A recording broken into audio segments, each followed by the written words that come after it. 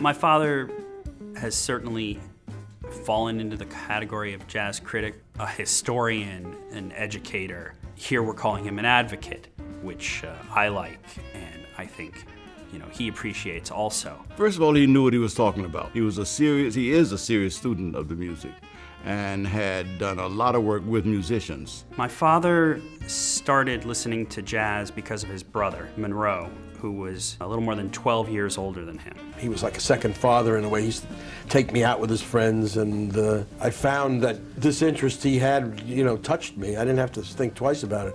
So it got me in my soul. Today we might think of jazz clubs and bars and places children didn't go, but as a high school student, you could go to a lot of these clubs on 52nd Street. I heard this guy playing the trumpet who was announced as Dizzy Gillespie. I said, God, it sounds like he's playing some wrong notes, but he's interesting. There's something about him that was intriguing. He just was electric. These cascades of notes and the high register work, just knocked me out. And the first piece of writing that I ever did on jazz that was published was in my high school newspaper about Dizzy Gillespie at the Spotlight Club. In 1951, my father wrote the first liner notes that Prestige published. After that, he was the liner note writer for Prestige. He's written somewhere in the neighborhood of 700 liner notes over the years. The writer who writes about the music for long periods of time, who cares about the history of it, when they review a concert or a record or write liner notes, their job is to really figure out the things that the musician probably didn't put into words yet. So, say for Ira Gitler, so of course he writes these, wonderful liner notes and really has these relationships with these musicians. I've always thought writers about art in general are better when they know artists, when they are in dialogue with artists as a matter of habit. Ira brought first-hand knowledge of music, which meant hanging out, getting to know the musicians, getting to understand how they related to each other.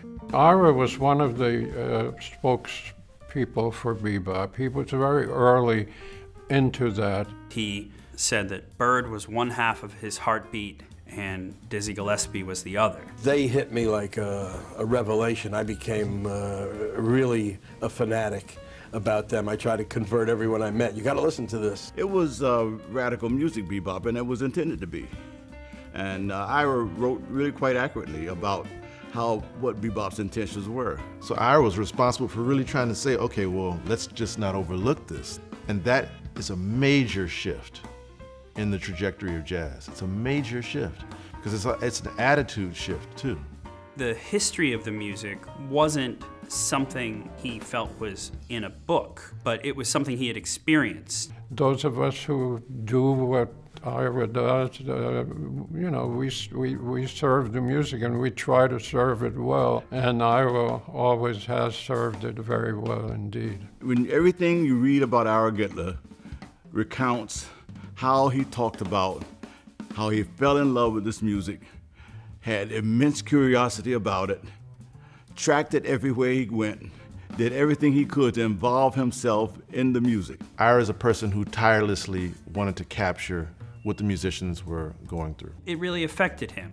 It would make him laugh. It would make him cry. He lived and breathed it. And I really think a lot of people have not cared about jazz, but when people really care, they care obsessively in the most grand, beautiful ways. And that's necessary at every stage, And so it's thankful that a person like him kind of grabbed the stories from the musicians. A good jazz critic brings, first of all, an excellent ear. Second place, great knowledge. Third place, humility.